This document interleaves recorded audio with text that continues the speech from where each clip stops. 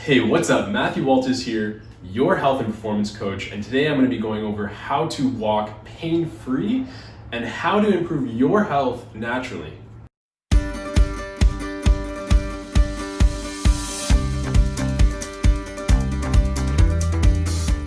What's up? Matthew Walters, your health and performance coach.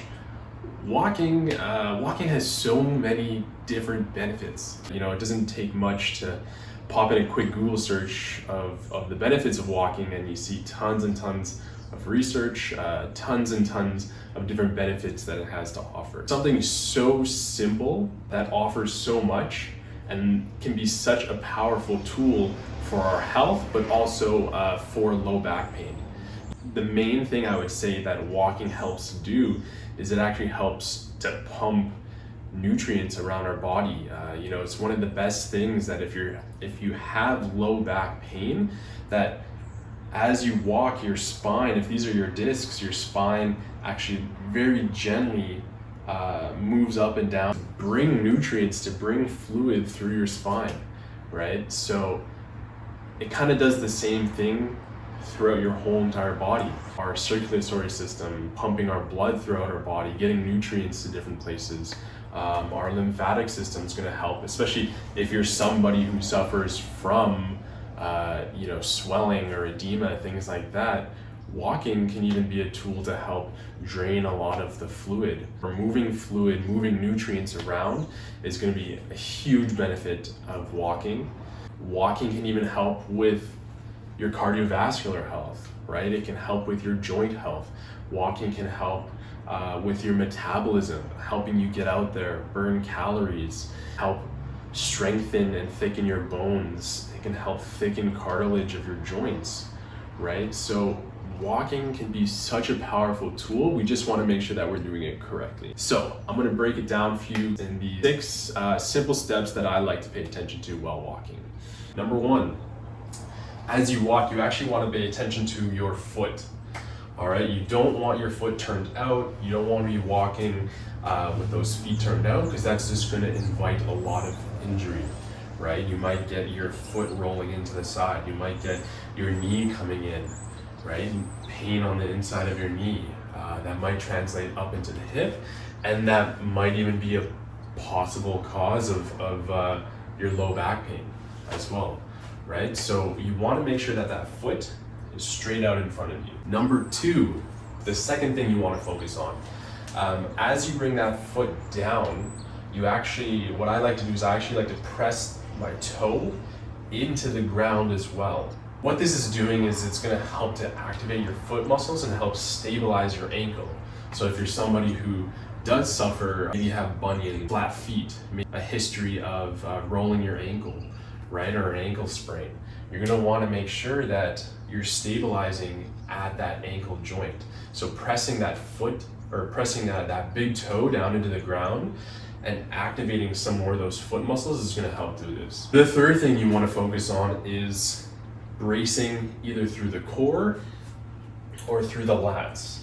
Okay, if you're somebody who is suffering from low back pain, bracing through the core while walking is going to help to stabilize the spine, and bracing through the lats can be another option that if you find bracing through the core is actually too much. So instead of adding more stress, more compression through the core, your lats can be another saving grace as far as bracing and stabilizing the spine is concerned. Your lats, they're a huge back muscle, but they wrap around all the way from the front of your arm. They wrap around and they actually connect right into your spine as well. So that stiffening, that bracing of the lats is going to help to stabilize your low back. How you activate your lats is basically through an anti-shrug. All right, so if you were to shrug your shoulders up to your ears, you want to do the opposite by shrugging them down and stiffening, pulling down and tightening through that back. For the abdominal brace, if you were to put your hands kind of, about a 45-degree angle, not right out to the side, not right in the middle, just 45 degrees, and then push in to your stomach, you want to almost tighten and resist out. So those are two kind of bracing strategies that you can use to help stiffen and stabilize your spine as you're walking. Number 4, you want to make sure that you have a stable torso, that your torso is staying stable with that brace, but then you're still swinging your arms, right? So it's not a twisting motion, because that's just going to, if these are your discs again, that's just going to twist and grind your discs. You want to make sure that everything's nice and stable, nice and stacked, but then that motion is just coming from the shoulders and the hips. As you swing, you're going to do opposite arm, opposite leg, and you're getting a full flexion, full extension of the arm. Motion is just coming from the hips as you're walking. So you're not getting, dipping of the hips, you're not getting twisting of the hips. Everything's nice and stable, and you're just walking. Making sure that you want to have a full arm swing, full range of motion, and that motion is only coming from the hips or the shoulders. Number 5, we're going to take a look at our posture. Okay, so it's actually very, very important, the posture that you're actually walking in order to not make your back pain worse, or in order to not cause more injury. You want a little bit of extension in your lumbar spine, just a little bit of extension through your mid-back or your thoracic spine as well. And then you want to make sure that your neck or your cervical spine is in a neutral position as well. Whenever you're in kind of like a slouched position, right, that's just going to put more stress on your discs. That's going to put more strain on all these muscles, because all these back muscles are actively trying to pull you back into that neutral position.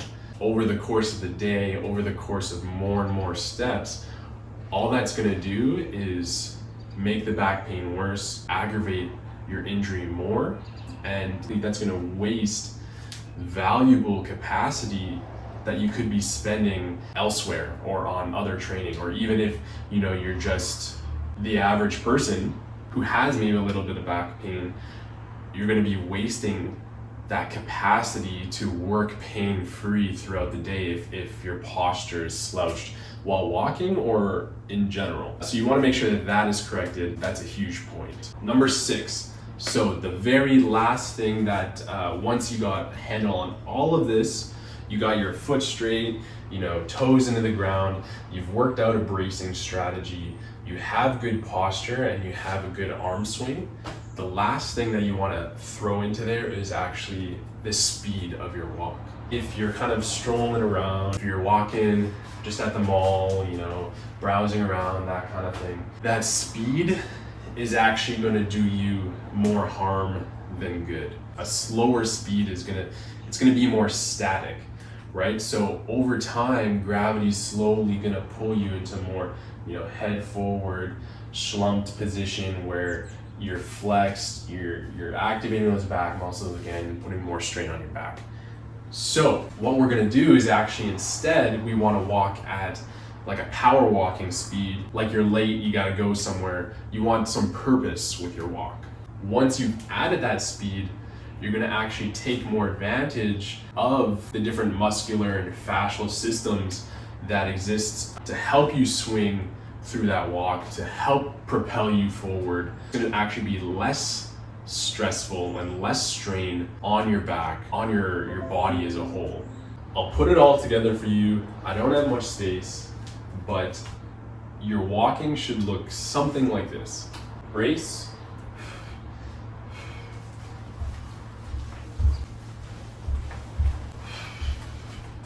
That's the video. Hope you guys enjoyed it. Think about these 6 different things that you can do while walking. If you're just starting out and you're somebody who's trying to get over their low back pain, trying to improve their health, don't go overboard.